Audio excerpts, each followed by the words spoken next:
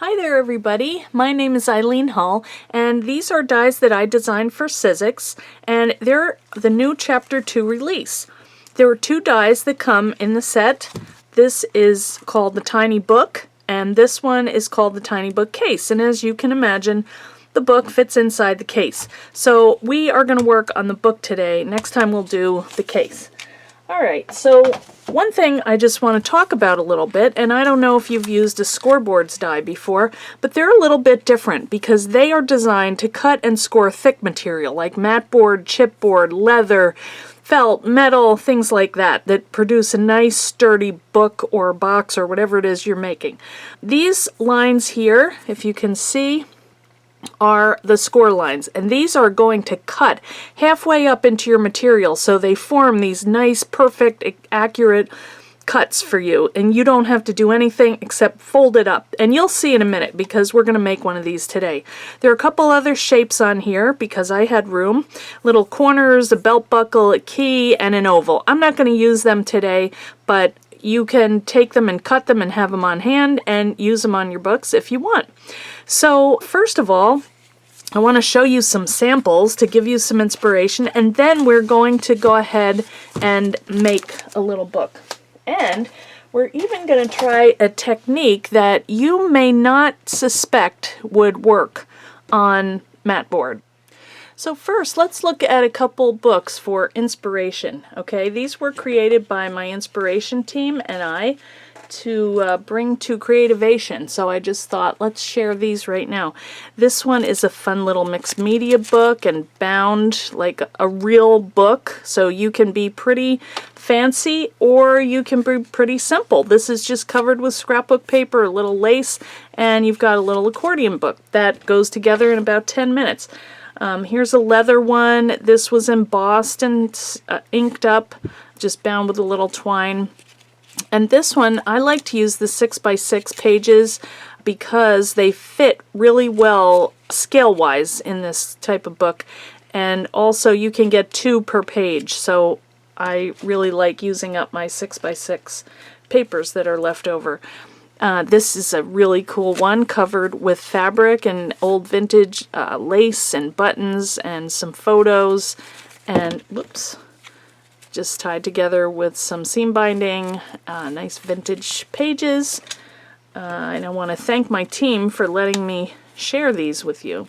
Here is a junk journal. This one is made out of foam, flexible foam with fabric on the front and sewn together. So there's lots of different looks that you can get from this little book. It really packs a punch.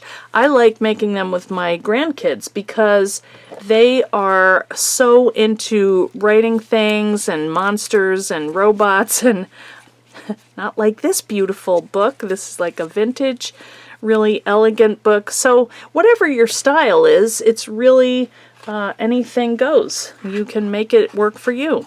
Here's one of the cases with a fun little book inside. And I could show you these forever, but just a couple more.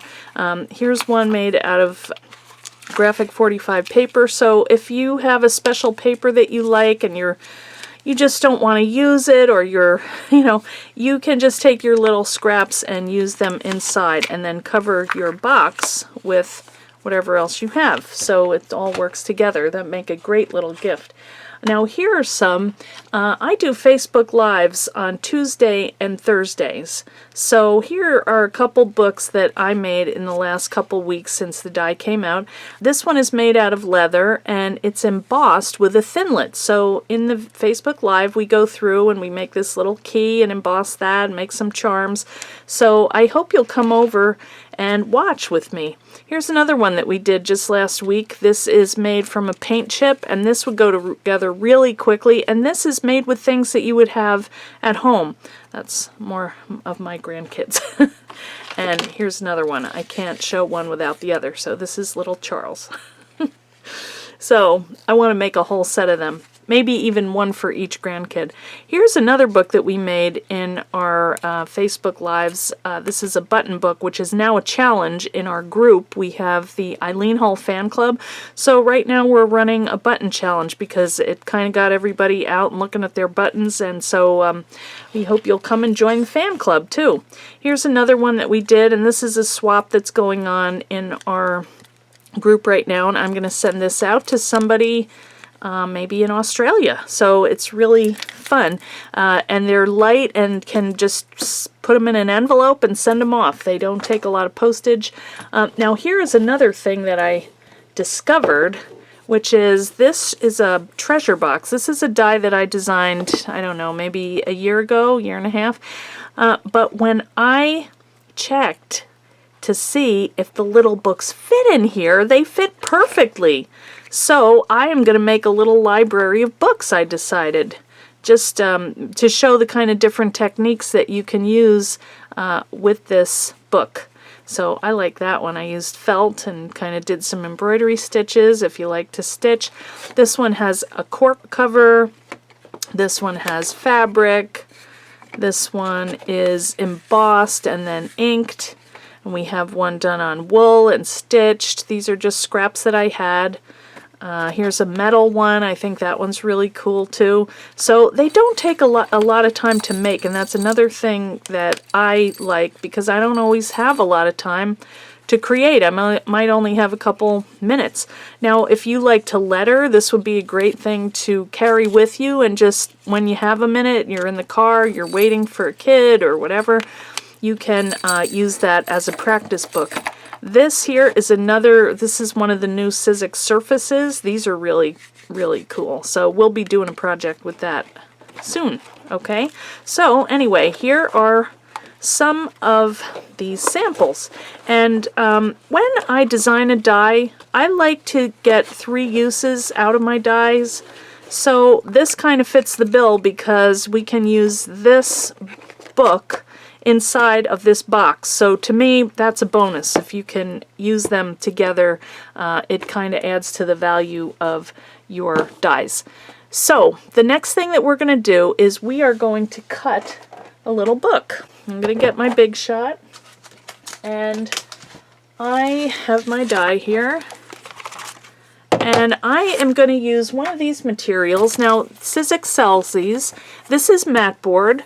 And this is mixed media board. They're about the same. The mixed media board is a little thinner. But today I'm going to use this because I've got a lot of scraps of matte board. So here's my piece of matte board, and I've got a nice little scrap. So I'm going to place that on my die. Now if you were adding paper or something, you would want to have the right side facing the die, but since we're just using plain matte board, it doesn't matter. Either way is fine. So I'm just going to give this a run through the machine and die cut my little book cover. The cracking is all fine. Don't worry. It's all part of the process. Okay, so here's our cute little book cover. So the next thing that we're going to do with this is run it through our machine with an embossing folder. So to do that, we're going to change up our platforms a little bit and cutting pad combination because this needs to be bumped up a little.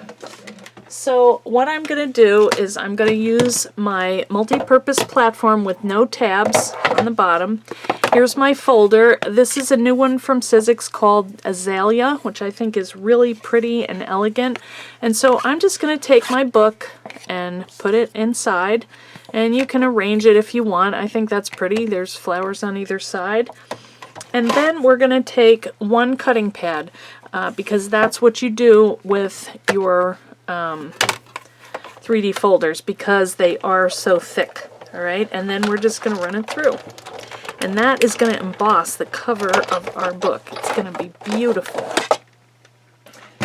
I think these look really elegant.